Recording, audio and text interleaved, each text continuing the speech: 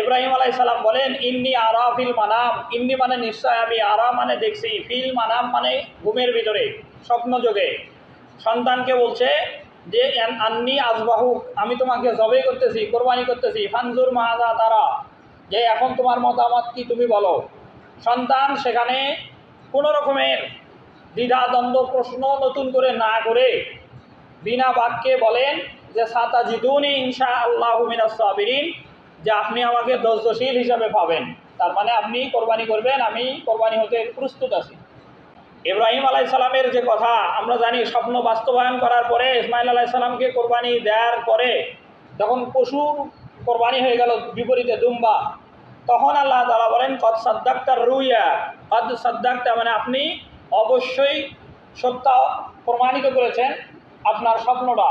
রুইয়ান শব্দের অর্থ হলো স্বপ্ন, সাদ্দাকতা মানে সত্য প্রমাণিত করা, কদ মানে অবশ্যই, কদ সাদ্দাকতা রুইয়া, যে আপনি অবশ্যই আপনার স্বপ্নকে বাস্তবায়ন করেছেন।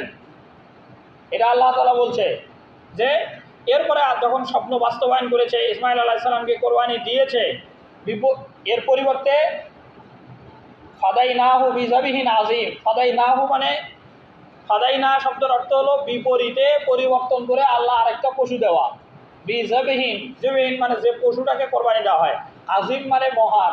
এই ইসমাইল আলাইহিস সালাম যেমন আত্মসমর্পণ করেছিল আল্লাহর হুকুমের কাছে, আমরা যে কোরবানির পশু দেই, কোরবানির পশুগুলো শোয়ার পরে আত্মসমর্পণ করে। কোরবানি যিনি দিয়েছিল ইব্রাহিম আলাইহিস সালাম, তিনিও আত্মসমর্পণকারী ছিলেন। সূরা বাকারা আয়াত নম্বর 131 আল্লাহ তাআলা বলেন, ইয ক্বালা লাহু রাব্বুহু আসলিম, যখন ইব্রাহিম আলাইহিস সালামকে আল্লাহ বললেন যে তুমি আত্মসমর্পণ করো, ক্বালা আসলামতু লিরাব্বিল আলামিন, ক্বালা মানে ইব্রাহিম আলাইহিস সালাম বললেন, আসলাম তো আমি আত্মসমর্পণ করলাম, লিরাব্বিল আলামিন মানে আল্লাহর কাছে। আল্লাহ যখন ইব্রাহিম আলাইহিস সালামকে আত্মসমর্পণ করার কথা বললেন, ইব্রাহিম আলাইহিস সালামও কথা আর ঘুরান নাই, কেন আত্মসমর্পণ করব, কিসের ওপর করব, আত্মসমর্পণ করলে আমার লাভ কী হবে, না করলে কি হবে পরিণতি, এই সব কিছু বলে নাই। বিনা বাক্যে ইব্রাহিম আলাইহিস সালামও আত্মসমর্পণ করলো। আল্লাহ শুধু বলল ইয ক্বালা লাহু রাব্বুহু আসলিম, যে তুমি আত্মসমর্পণ করো। ইব্রাহিম আলাইহিস সালাম সাথে সাথেই বলল আসলামতু লিরাব্বিল আলামিন, আমিও আত্মসমর্পণ আল্লাহর উপরে করলাম।